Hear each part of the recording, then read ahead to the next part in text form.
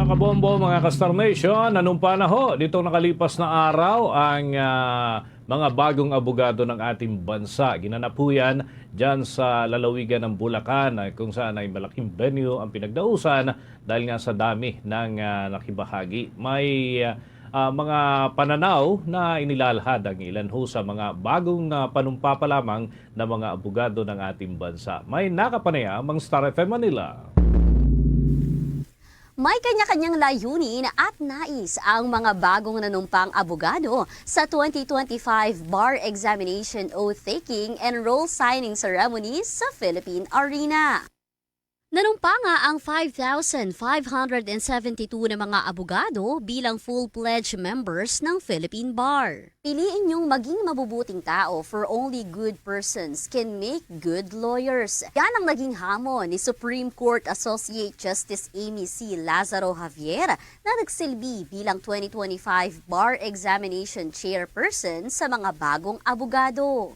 May biro pa ang Supreme Court Associate Justice na nag-alala siya nang makitang may isang bar passer na nahimatay nang makita ang resulta noon. I was shown this video of one of you who, after seeing his name on the list of successful examinees, immediately passed out. So I was so relieved to see that he was gone for only a few seconds before he rejoined the living to be with us today. We celebrate you. Nakapanayam ng 102.7 Star FM Manila si Attorney Faisal Makaumbang, ang bagong abogado na tinutukoy sa speech ni Javier. Si Attorney Makaumbang nga ay naging usap-usapan at kinaaliwan sa social media matapos mahimatay nang makapasa sa bar. Yung expectation ko noon is mag-post ng video, yung parang inspiration, pero naging, even if ganun yung nangyari po, sobrang happy ko po. And then blessed po ako kasi aside from nakapag-inspire ako ng ibang tao, at then natuwa din sila kahit ilang segundo, like isang minuto. Ibinahagi rin ito ang kanyang susunod na hakbang matapos na manumpa. So aside from being the head of the finance department po, magiging katuwang din ako sa legal aspect po ng business po. So ngayon, more on sa business po ng boss ko. And then hopefully in the future po, makapag-appear din ako sa court. Kasi yun talaga yung gusto ko, yung litigation. Pero ngayon, since may trabaho pa po ako, so doon muna ako mag-focus. But later on po, more on litigation and then notary services po.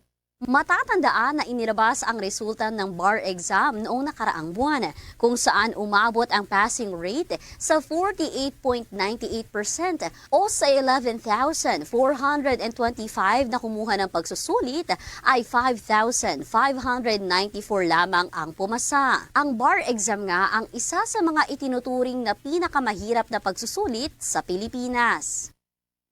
Yan ang report mula rito sa himpilan ng 102.7 Star FM Manila. Nag-uulat, Star DJ Kimi Gora, and this is Bombo Radio Philippines, the #1 and most trusted source of news and information.